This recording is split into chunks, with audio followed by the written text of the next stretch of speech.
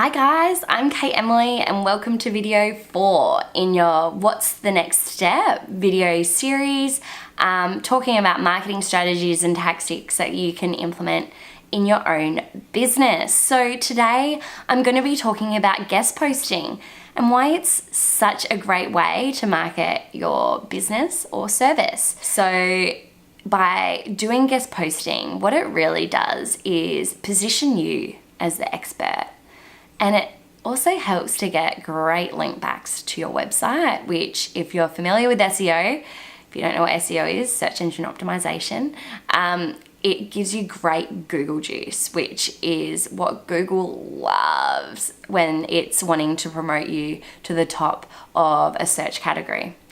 So if you want to start guest posting but don't know where to start, here's my 8 steps to getting great results from guest blogging.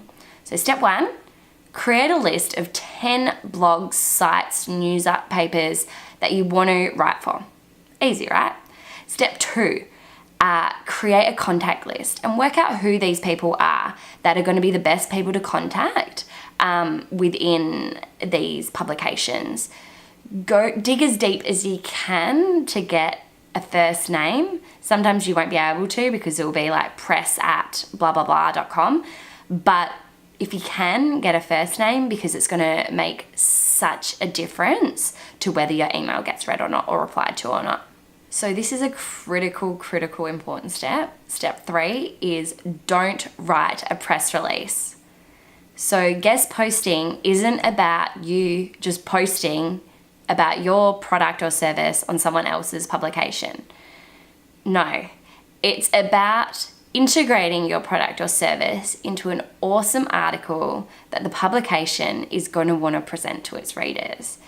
You really need to get creative with this one. So, for example, if you are a food product and you're in the superfood category, create an article about the top 10 superfoods you can add to your smoothie and make yours one of them. If you're a yoga teacher and you want to write about your classes or your retreat that's coming up, write an article about, like how to perfect a certain pose or what are the top 10 tips in practicing or something like that. If you're a cafe owner, why not position yourself as an expert in your specific area and write an article about a weekend in Richmond or a weekend in Mount Waverley or wherever you're located and include your cafe as one of those top 10 things to do. If you own a gym, why not write an article about Mythbusters and what things are the misconceptions in working out? So as you can see, you just really need to get creative and think about something a bit different and how your product fits into this. It's about integrating your product into the post, not writing a post about your product or service. Step 4, wait till you receive a response. Don't start writing the article before you've received a response because what's the point? If they're not going to respond to you, they're not going to post your article. So wait till they respond and then create the article based on what are their requirements. They may have a specific word count in mind or a specific style in mind.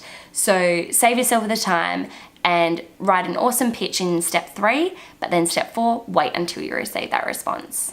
Step 5, make sure you've got some awesome photographs to go with your post. It's so annoying for a publisher to have to source photos for you. So you really need to make sure that you've got photos that are in line with the types of photos that they usually post, whether that's your own photography, which ideally is preferable, but if it's not, have a look on Instagram and Pinterest. They're great sources of photos. Just make sure you credit any photos you use from other sources. Step 6, once your article is published, make sure you share it across all of your social platforms to show how grateful you are that this publication posted about your product or service. If they get the inkling that you don't really care, it's not going to create a great vibe from their perspective. Number 7, never repitch the same article unless you have a different spin or take on it.